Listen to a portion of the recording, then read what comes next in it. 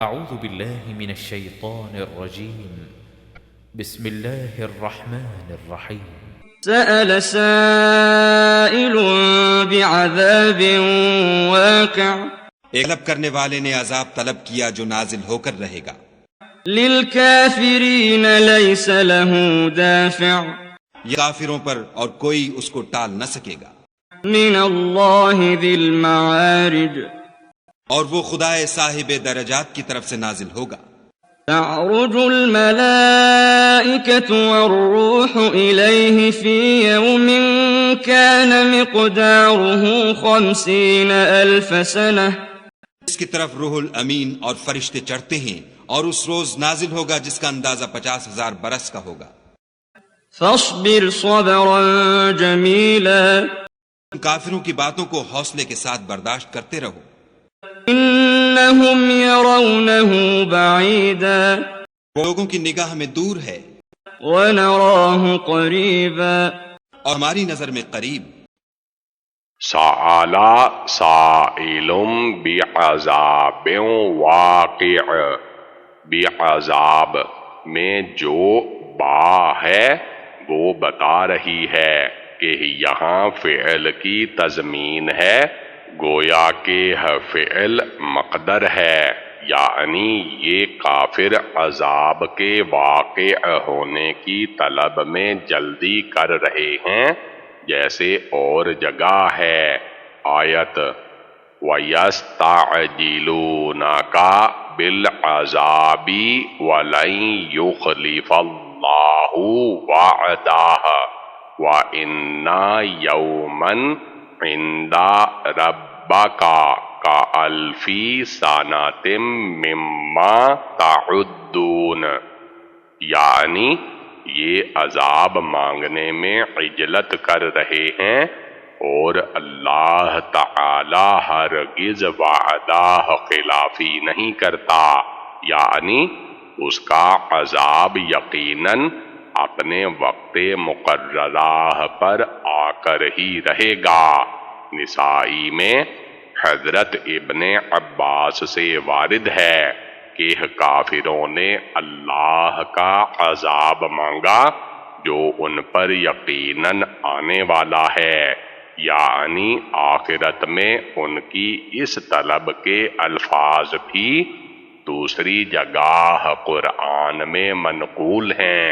کہتے ہیں آیت اللہم ان کانا ھذا ھو الحق من عندک فامطر علینا حجارۃ من السماء او ائتنا بعذاب علیم، یعنی الہی اگر یہ تیرے پاس سے حق ہے تو ہم پر آسمان سے پتھر برسا یا ہمارے پاس کوئی دردناک عذاب لا.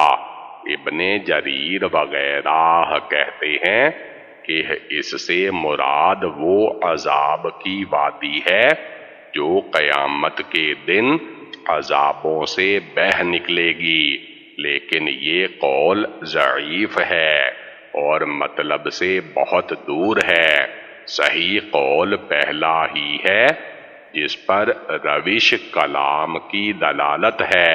پھر فرماتا ہے کہ وہ عذاب کافروں کے لیے تیار ہے اور ان پر آ پڑنے والا ہے، جب آ جائے گا تو اسے دور کرنے والا نہیں اور نہ کسی میں اتنی طاقت ہے کہ اسے ہٹا سکے.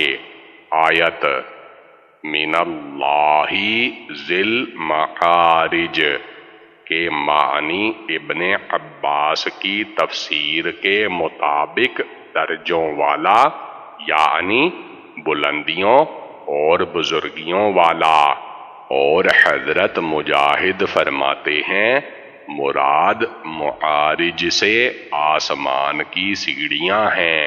قتادہ کہتے ہیں فضل و کرم اور نعمت و رحم والا، یعنی یہ عذاب اس اللہ کی طرف سے ہے جو ان صفتوں والا ہے اس کی طرف فرشتے اور روح چڑھتے ہیں۔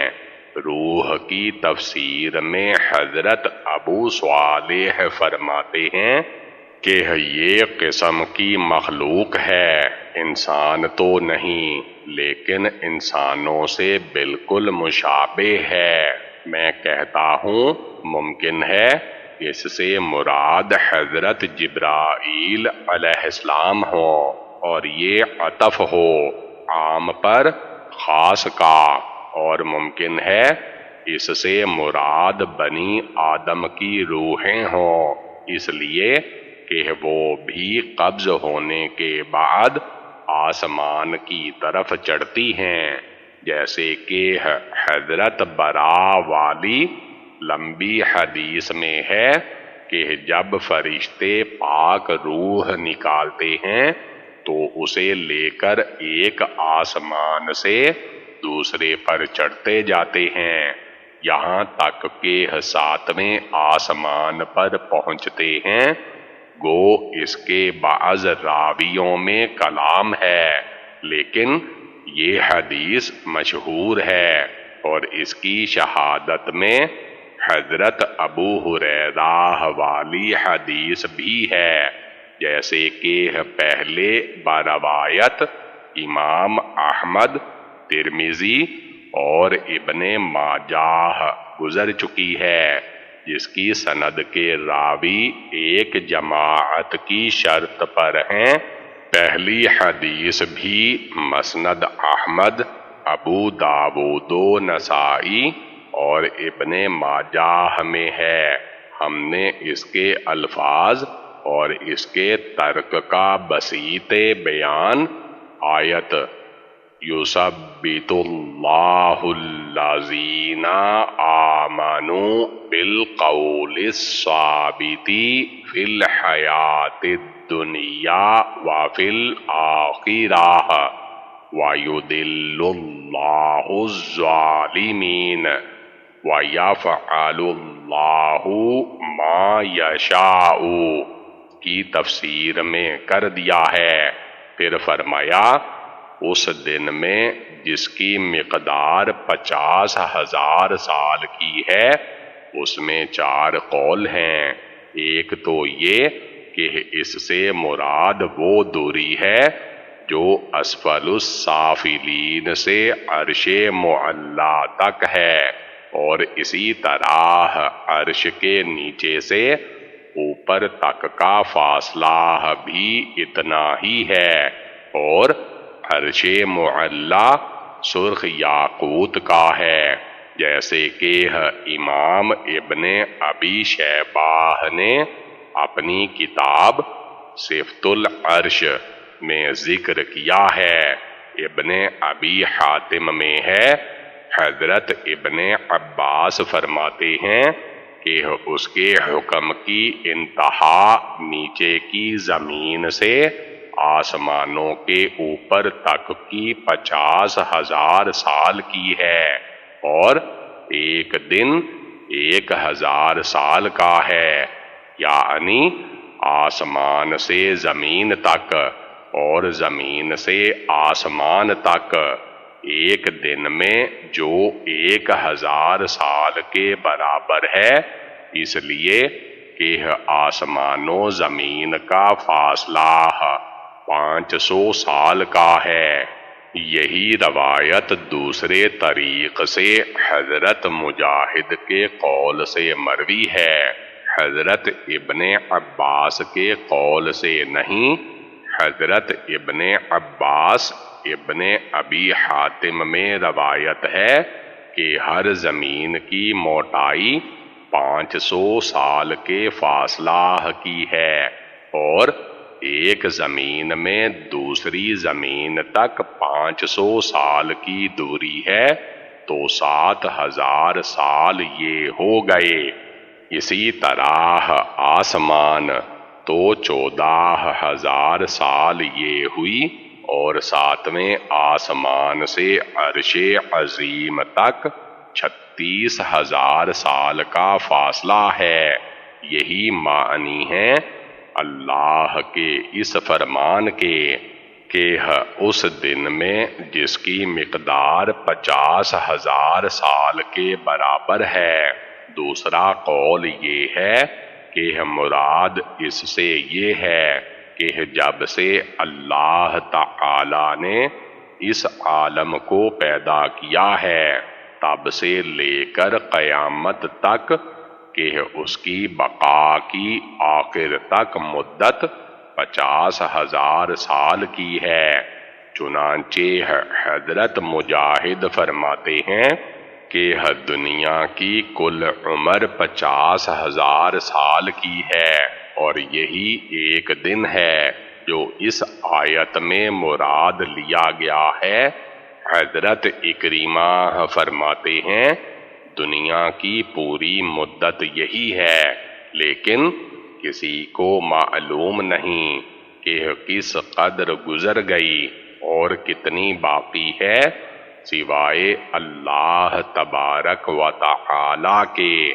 تیسرا قول یہ ہے کہ یہ دن وہ ہے جو دنیا اور آخرت میں فاصلے کا ہے۔ حضرت محمد بن کعب یہی فرماتے ہیں، لیکن یہ قول بہت ہی غریب ہے۔ چوتھا قول یہ ہے کہ اس سے مراد قیامت کا دن ہے۔ حضرت ابن عباس سے یہ باسند صحیح مروی ہے۔ حضرت اکرمہ بھی یہی فرماتے ہیں۔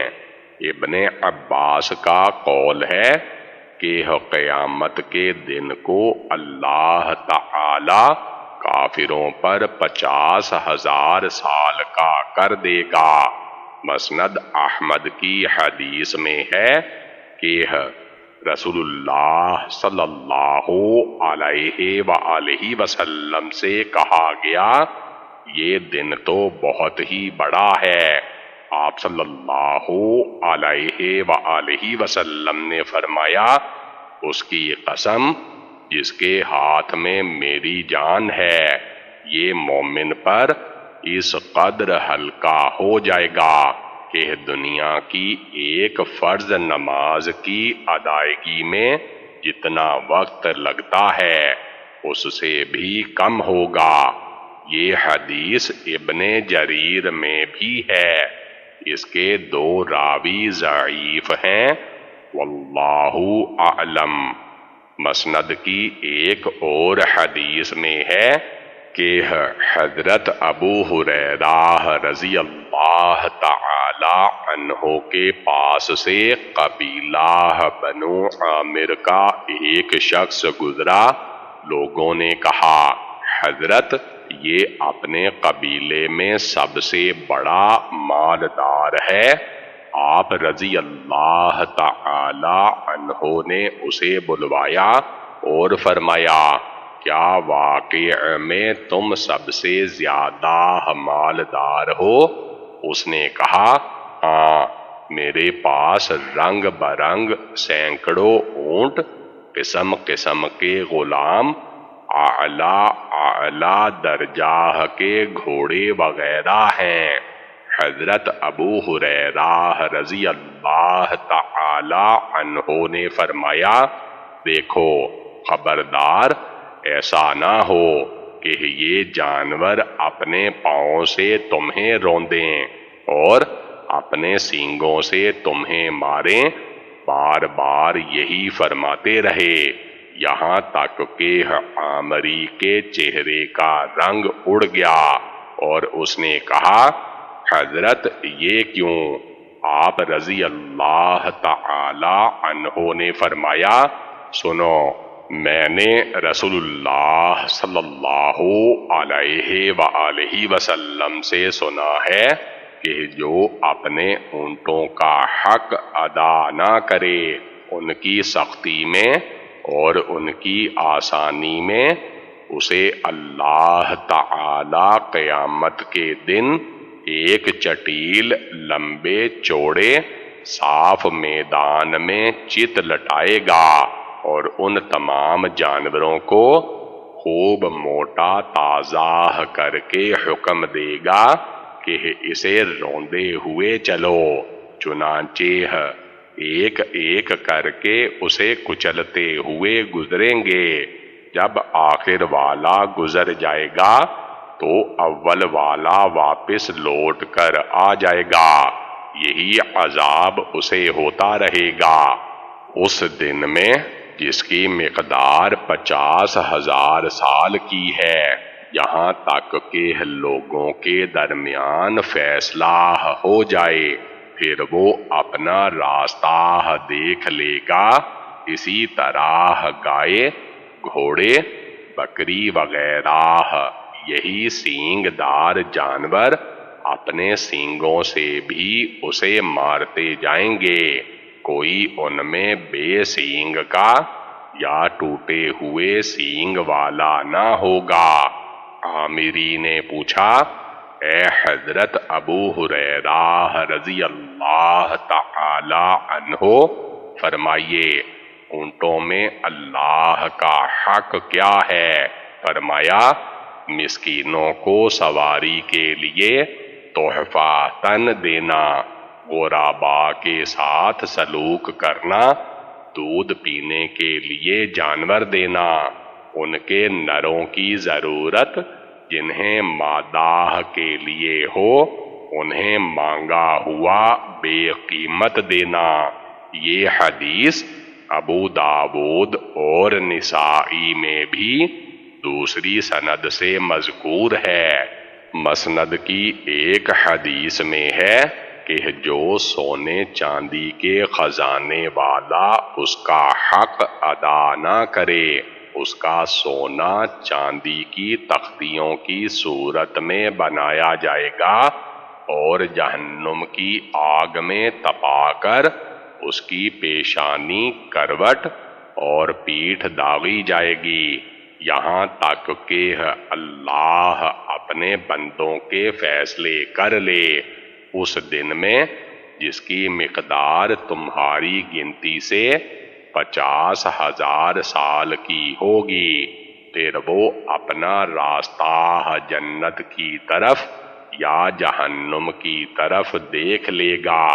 پھر آگے بکریوں اور اونٹوں کا بیان ہے جیسے اوپر گزرا، اور یہ بھی بیان ہے کہ گھوڑے 3 قسم کے لوگوں کے لیے ہیں، ایک تو اجر دلانے والا، دوسری قسم کے پردہ پوشی کرنے والے، تیسری قسم کے بوجھ ڈھونے والے۔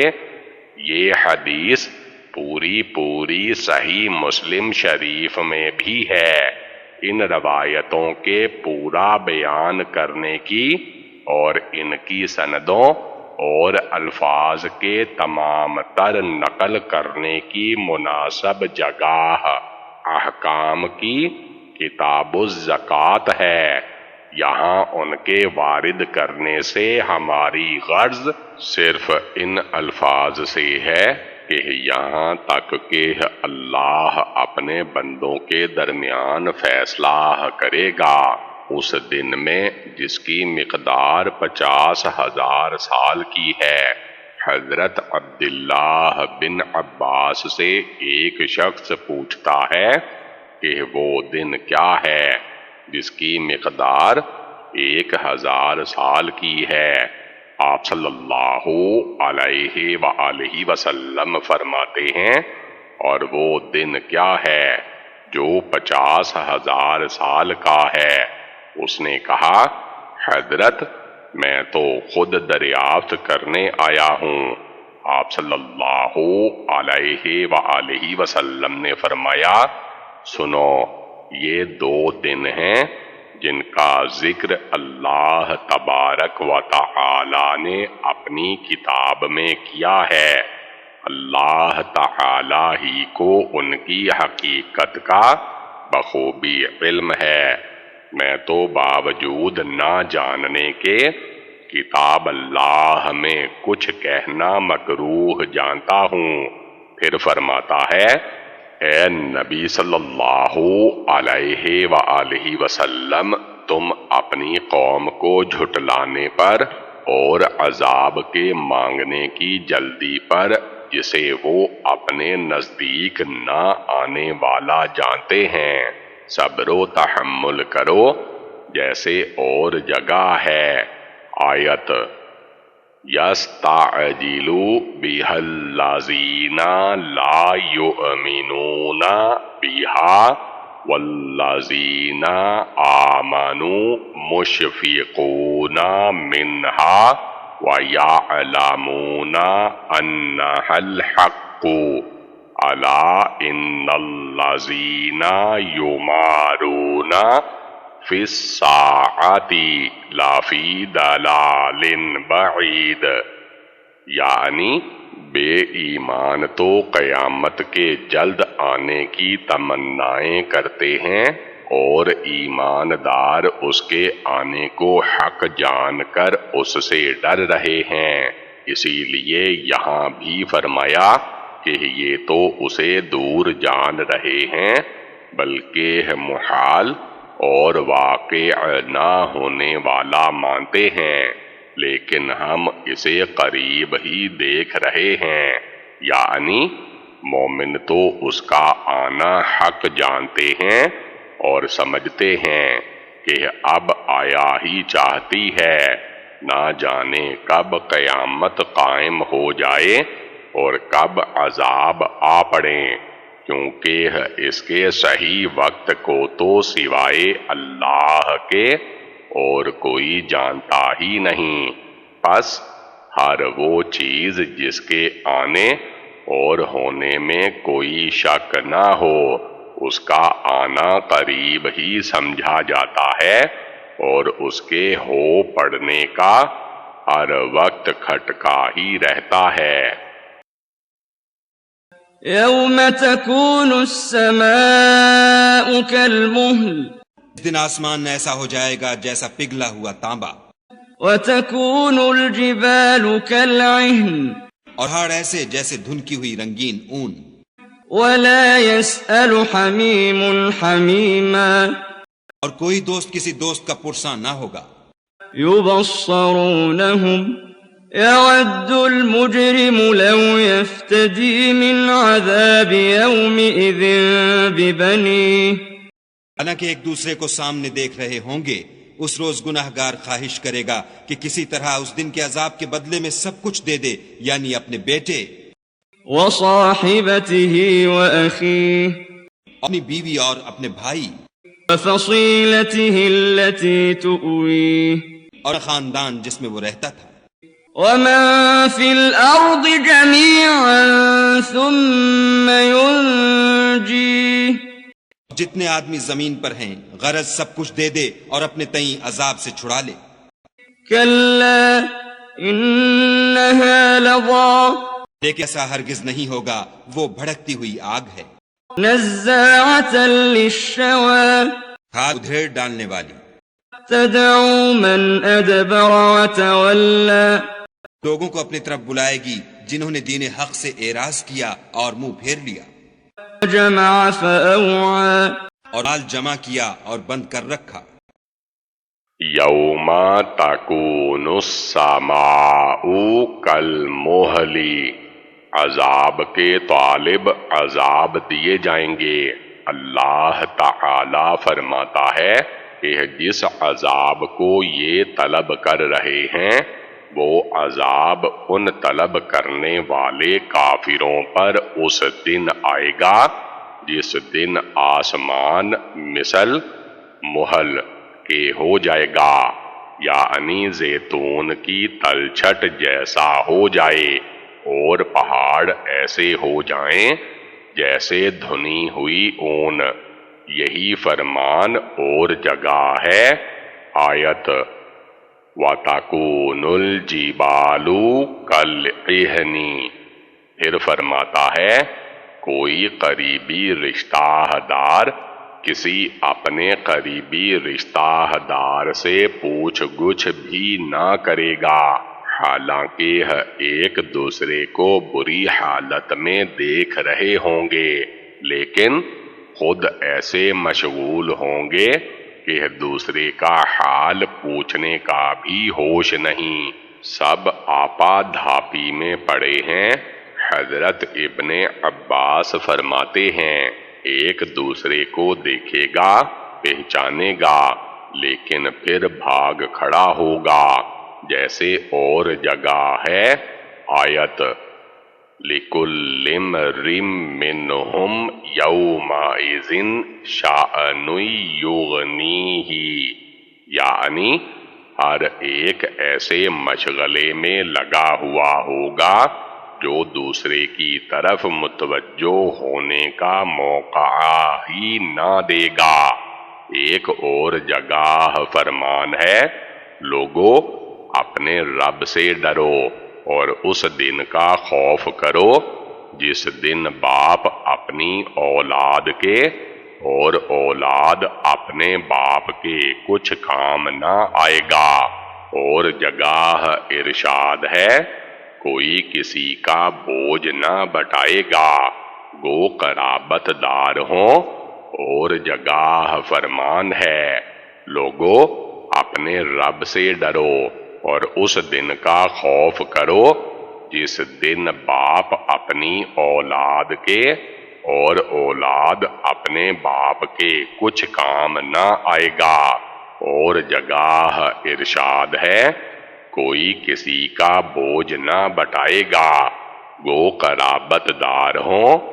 اور جگہ فرمان ہے آیت فَإِذَا نُفِخَ فِي الصُّورِ فَلَا أَنْصَابَ بَيْنَهُمْ يَوْمَئِذٍ وَلَا يَتَسَاءَلُونَ، یعنی سور پھونکتے ہی سب آپس کے رشتے ناتے اور پوچھ گچھ ختم ہو جائے گی۔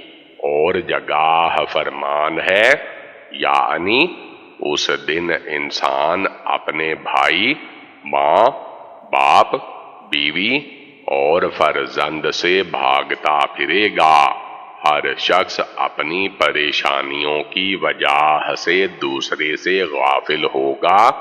یہ وہ دن ہوگا کہ اس دن ہر گناہ گار دل سے چاہے گا کہ اپنی اولاد کو اپنے فدیہ میں دے کر جہنم کے آج کے عذاب سے چھوٹ جائے، اور اپنی بیوی، بھائی، اپنے رشتے کنبے، اپنے خاندان اور قبیلے کو بلکہ چاہے گا کہ تمام روئے زمین کے لوگوں کو جہنم میں ڈال دیا جائے لیکن اسے آزاد کر دیا جائے۔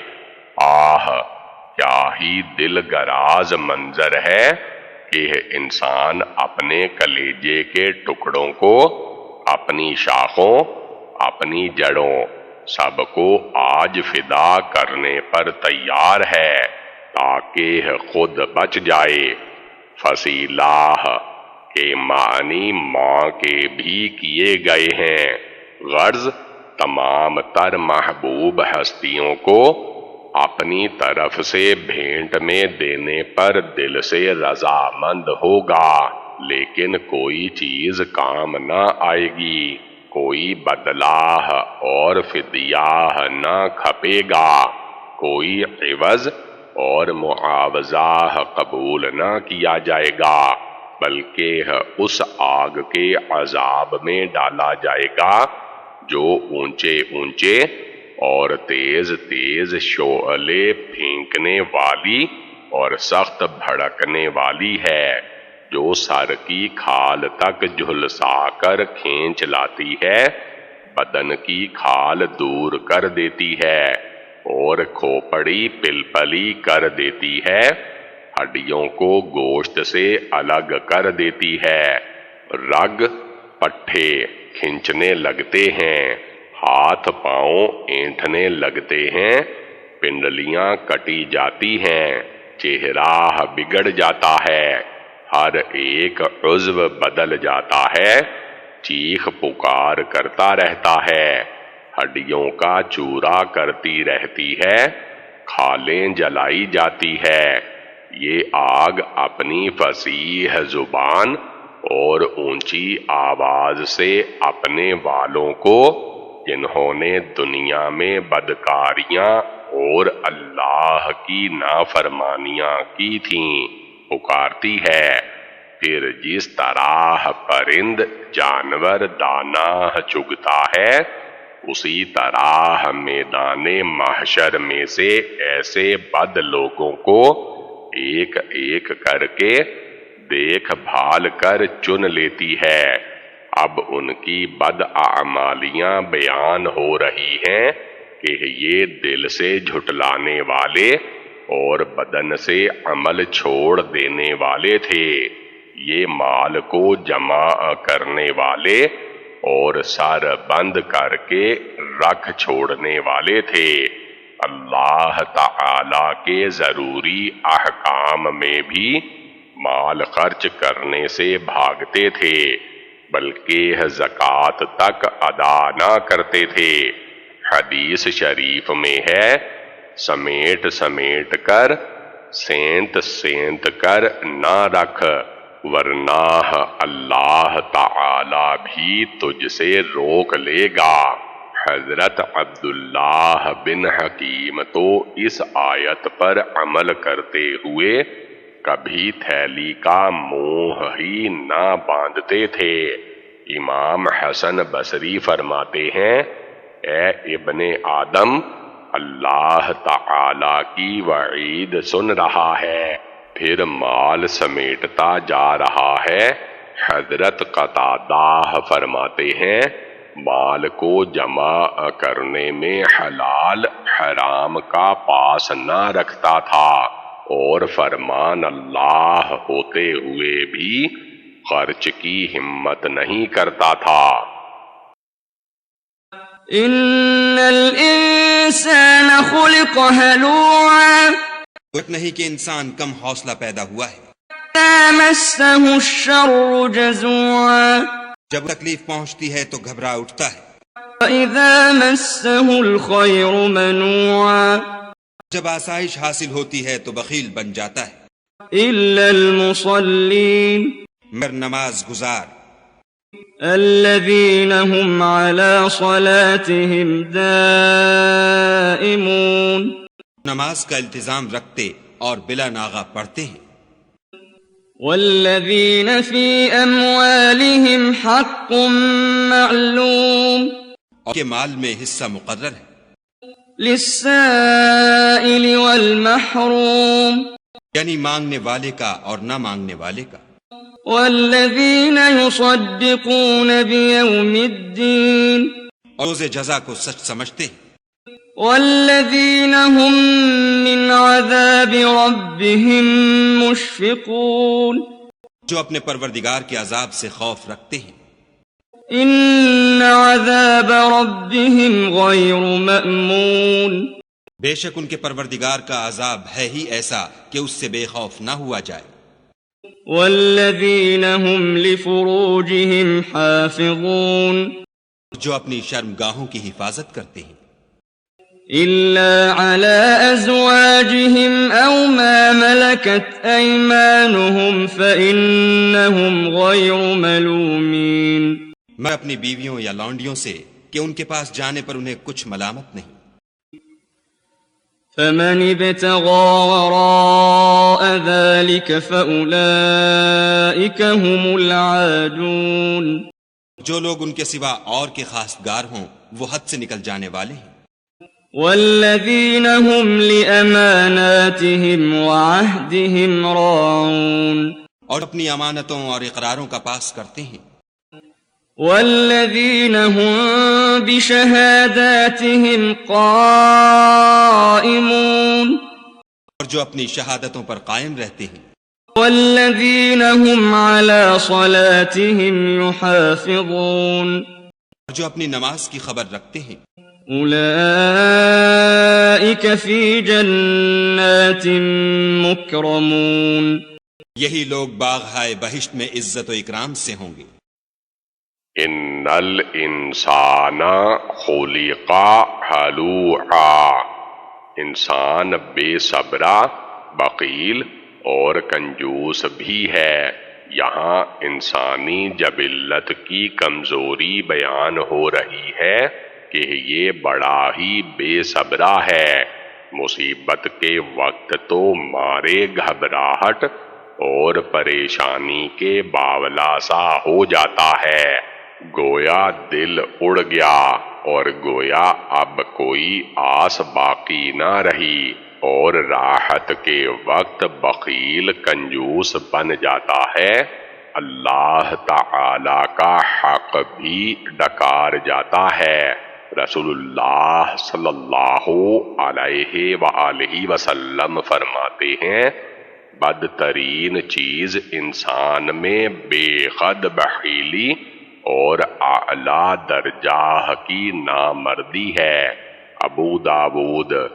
پھر فرمایا کہ ہاں، اس مذموم خصلت سے وہ لوگ دور ہیں جن پر خاص فضل الہی ہے اور جنہیں توفیق خیر ازل سے مل چکی ہے، جن کی صفتیں یہ ہیں کہ وہ پورے نمازی ہیں، وقتوں کی نگہبانی کرنے، واجبات نماز کو اچھی طرح بجا لانے، سکون، اطمینان اور خشوع خضوع سے پابندی کے ساتھ نماز ادا کرنے والے، جیسے فرمایا آیت قد افلح المؤمنون، ان ایمانداروں نے نجات پالی جو اپنی نماز خوف اللہ سے ادا کرتے رہے، ٹھہرے ہوئے بے حرکت کے پانی کو بھی عرب مائی دائم کہتے ہیں۔ اس سے ثابت ہوا کہ نماز میں اطمینان واجب ہے۔ جو شخص اپنے رکوع سجدے پوری طرح ٹھہر کر با اطمینان ادا نہیں کرتا، وہ اپنی نماز پر دائم نہیں، کیونکہ نہ وہ سکون کرتا ہے نہ اطمینان، بلکہ کوے کی طرح ٹھونگے مار لیتا ہے، اس کی نماز اسے نجات نہیں دلوائے گی۔ اور یہ بھی کہا گیا ہے کہ اس سے مراد ہر نیک عمل پر مداوت اور ہمیشگی کرنا ہے، جیسے کہ نبی علیہ صلوات اللہ کا فرمان ہے کہ اللہ کو سب سے زیادہ پسند وہ عمل ہے جس پر مداوت میں جائے گو کم ہو۔ خود حضور صلی اللہ علیہ وآلہ وسلم کی عادت مبارک بھی یہی تھی کہ جس کام کو کرتے اس پر ہمیشگی کرتے۔ حضرت قتادہ رحمت اللہ فرماتے ہیں، ہم سے ذکر کیا گیا کہ حضرت دانیال پیغمبر نے امت محمد صلی اللہ علیہ وآلہ وسلم کی تعریف کرتے ہوئے فرمایا کہ وہ ایسی نماز پڑھے گی کہ اگر قوم نوح ایسی نماز پڑھتی تو ڈوبتی نہیں، اور قوم عاد کی اگر ایسی نماز ہوتی تو ان پر بے برکتی کی ہوائیں نہ بھیجی جاتیں، اور اگر قوم سمود کی نماز ایسی ہوتی تو انہیں چیخ سے ہلاک نہ کیا جاتا۔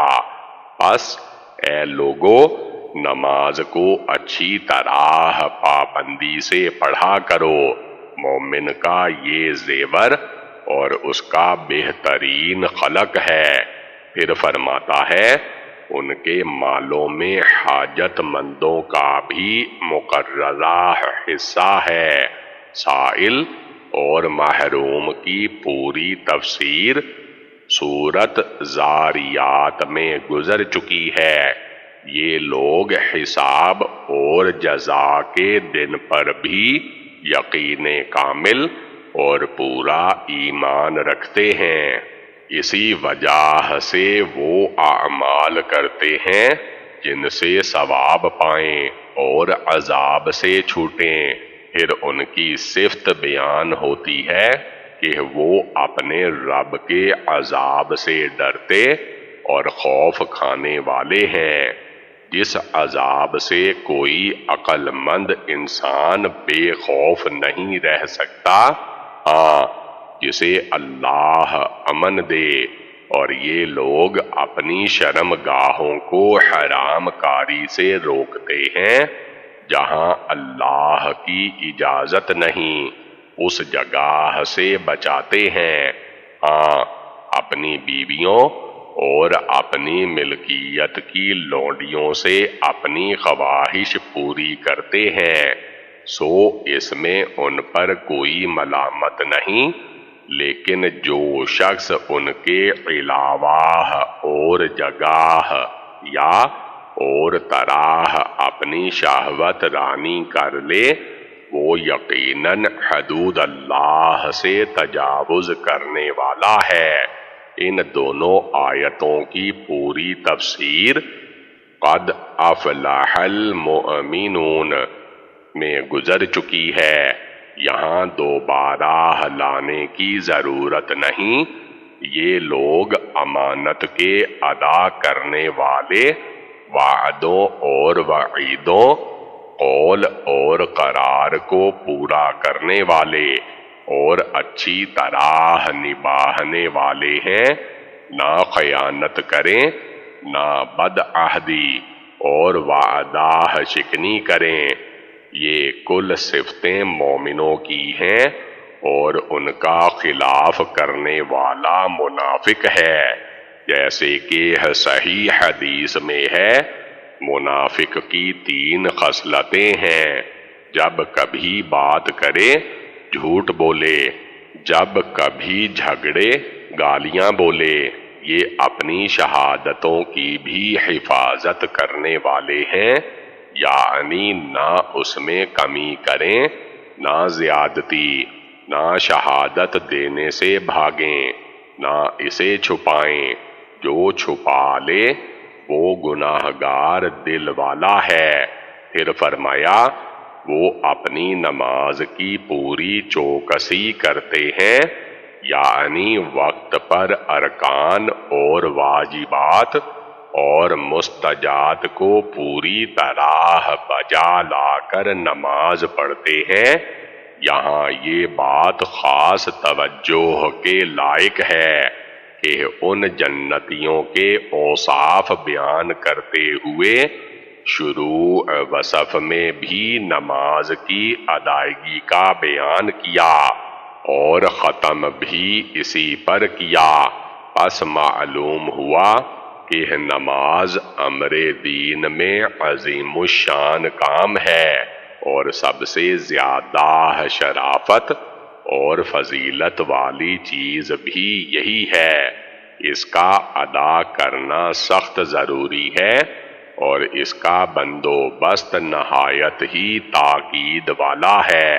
سورۃ قد افلح المؤمنون میں بھی ٹھیک اسی طرح بیان ہوا ہے، اور وہاں ان اوصاف کے بعد بیان فرمایا ہے کہ یہی لوگ ہمیشہ کے لیے وارث فردوس ہیں، اور یہاں فرمایا یہی لوگ جنتی ہیں، اور قسم قسم کی لذتوں اور خوشبوؤں سے عزت و اقبال کے ساتھ مسرور و محفوظ ہیں۔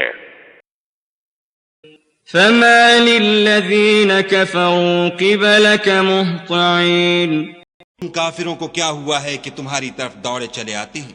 عَنِ الْيَمِينِ وَعَنِ الشِّمَالِ عِزِينَ اور دائیں بائیں سے گروہ گروہ ہو کر جمع ہوتے جاتے ہیں۔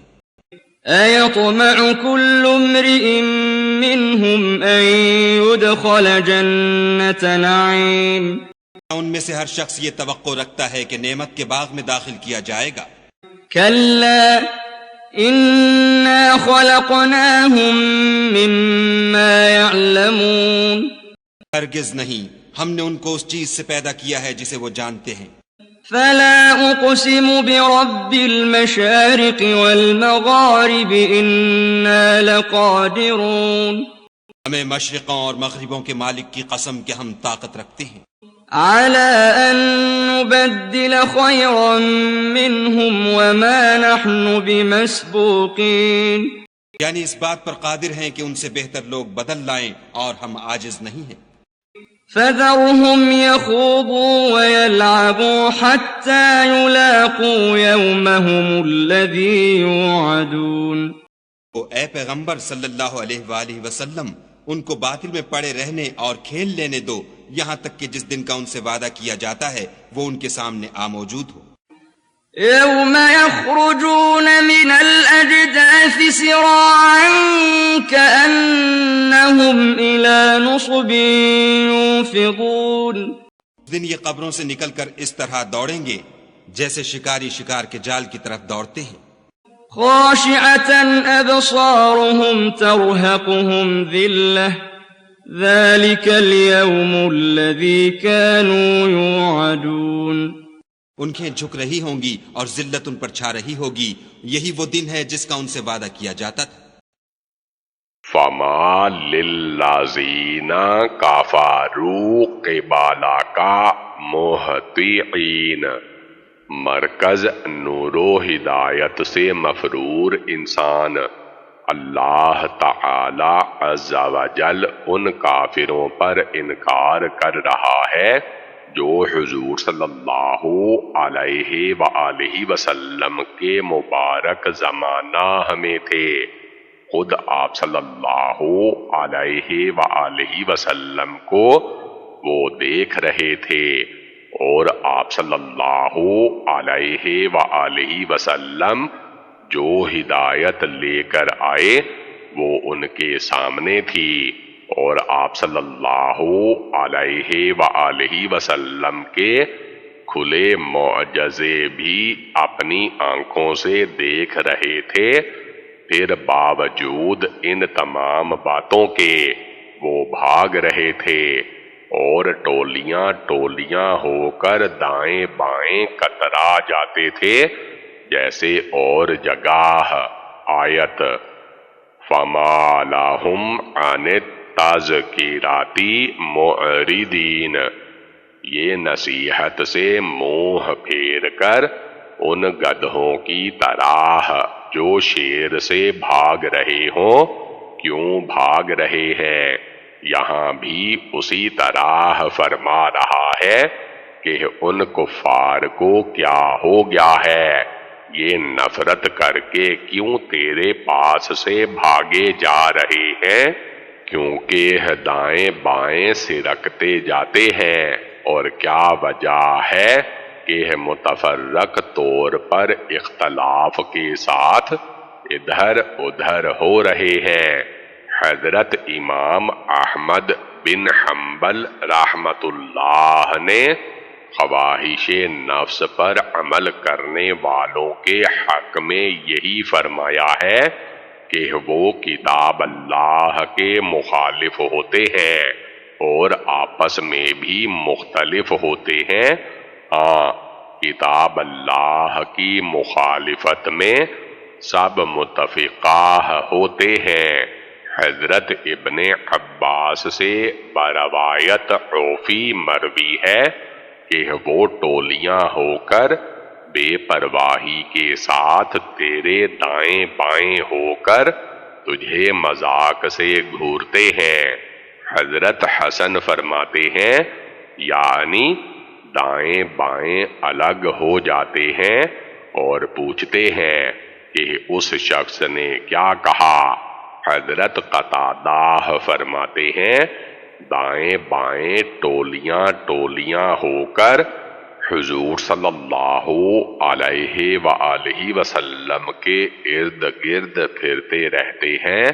نہ کتاب اللہ کی چاہت ہے نہ رسول اللہ صلی اللہ علیہ وآلہ وسلم کی رغبت ہے.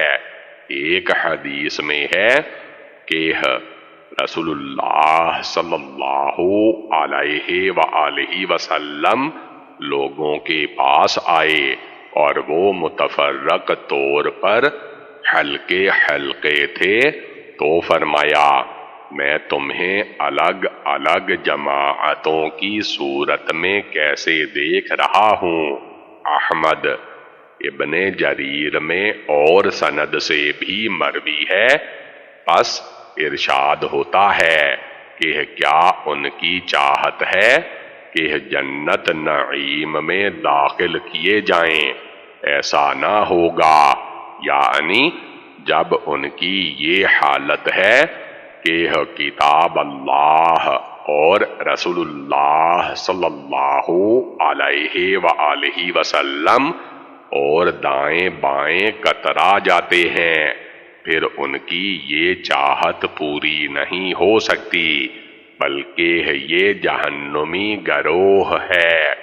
اب جس چیز کو یہ محال جانتے تھے، ان کا بہترین ثبوت انہی کی معلومات اور اقرار سے بیان ہو رہا ہے کہ جس نے تمہیں ضعیف پائی سے پیدا کیا ہے، جیسے کہ خود تمہیں بھی معلوم ہے، پھر کیا وہ تمہیں دوبارہ نہیں پیدا کر سکتا جیسے اور جگہ ہے۔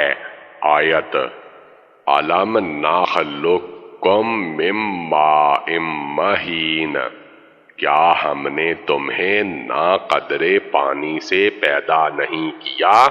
فرمان ہے۔ آیت فَلْيَنظُرِ الْإِنسَانُ مِمَّا خُلِقَ، انسان کو دیکھنا چاہیے کہ وہ کس چیز سے پیدا کیا گیا ہے۔ اچھلنے والے پانی سے پیدا کیا گیا ہے جو پیٹھ اور چھاتی کے درمیان سے نکلتا ہے، یقیناً وہ اللہ اس کے لوٹانے پر قادر ہے جس دن پوشیدگیاں کھل جائیں گی اور کوئی طاقت نہ ہوگی نہ مددگار۔ پس یہاں بھی فرماتا ہے، مجھے قسم ہے اس کی جس نے زمین و آسمان کو پیدا کیا اور مشرق و مغرب متعین کی اور ستاروں کے چھپنے اور ظاہر ہونے کی جگہیں مقرر کر دیں۔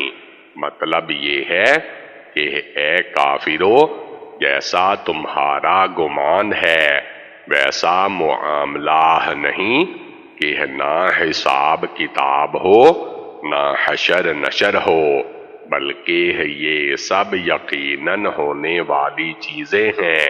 اسی لیے قسم سے پہلے ان کے باطل خیال کی تکذیب کی اور اسے اس طرح ثابت کیا کہ اپنی قدرت کاملہ کے مختلف نمونے ان کے سامنے پیش کیے، مثلاً آسمان و زمین کی ابتدائی پیدائش اور حیوانات، جمادات اور مختلف قسم کی مخلوق کی موجودگی جیسے اور جگہ ہے۔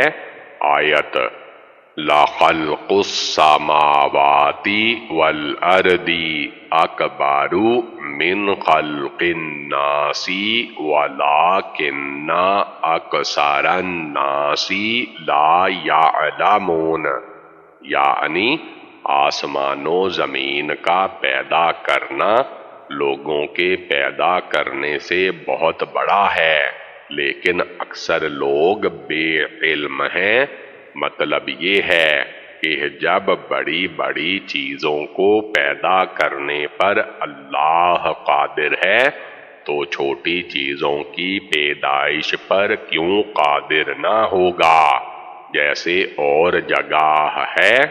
آیت اَوَلَمْ يَرَوْا أَنَّ اللَّهَ الَّذِي خَلَقَ السَّمَاوَاتِ وَالْأَرْضَ وَلَمْ يَعْيَ بِخَلْقِهِنَّ بِقَادِرٍ عَلَىٰ أَن يُحْيِيَ الْمَوْتَىٰ بَلَىٰ إِنَّهُ عَلَىٰ كُلِّ شَيْءٍ قَدِيرٌ، یعنی کیا یہ نہیں دیکھتے کہ جس نے آسمانوں اور زمینوں کو پیدا کیا اور ان کی پیدائش میں نہ تھکا، کیا وہ مردوں کو زندہ کرنے پر قادر نہیں؟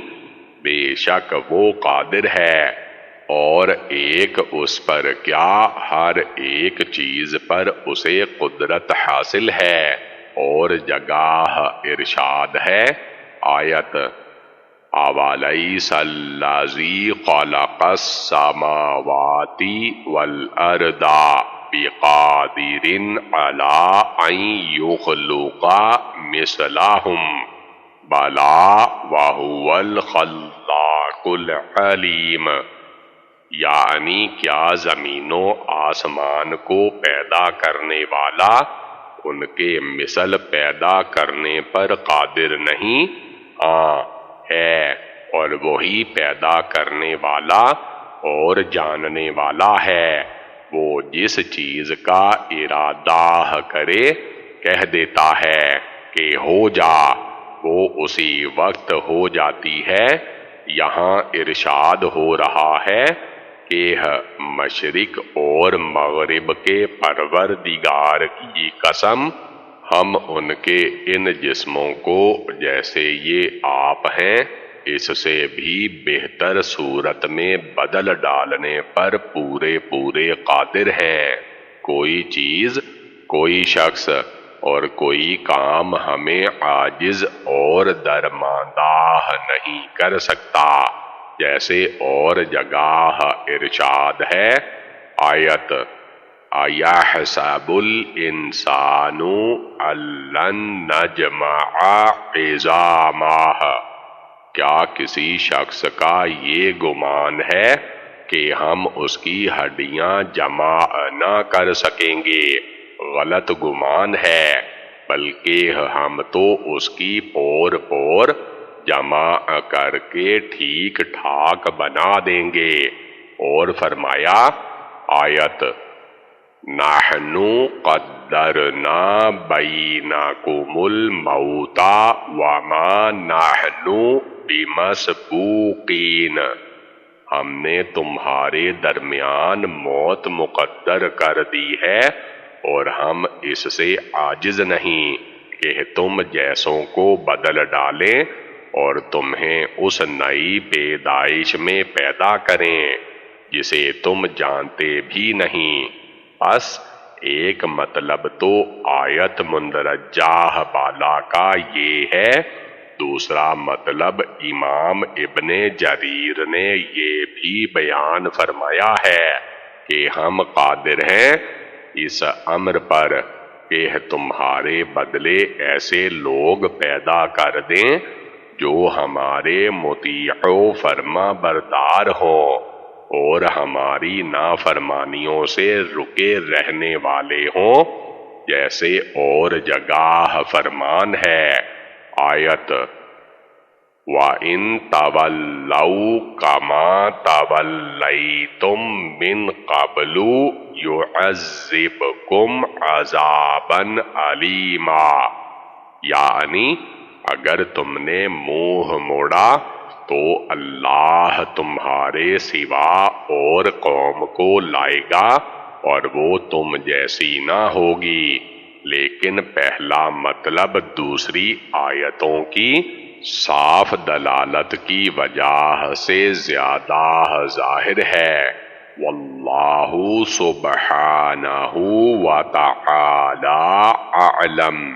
پھر فرماتا ہے، اے نبی صلی اللہ علیہ وآلہ وسلم، انہیں ان کے جھٹلانے، کفر کرنے، سرکشی میں بڑھنے ہی میں چھوڑ دو، جس کا وبال ان پر اس دن آئے گا جس کا ان سے وعدہ ہو چکا ہے، جس دن اللہ تعالی انہیں بلائے گا اور یہ میدان محشر کی طرف، جہاں انہیں حساب کے لیے کھڑا کیا جائے گا، اس طرح لپکتے ہوئے جائیں گے جس طرح دنیا میں کسی بت یا علم، تھان اور چلے کو چھونے اور ڈنڈوت کرنے کے لیے ایک دوسرے سے آگے بڑھتے ہوئے جاتے ہیں، مارے شرم و ندامت کے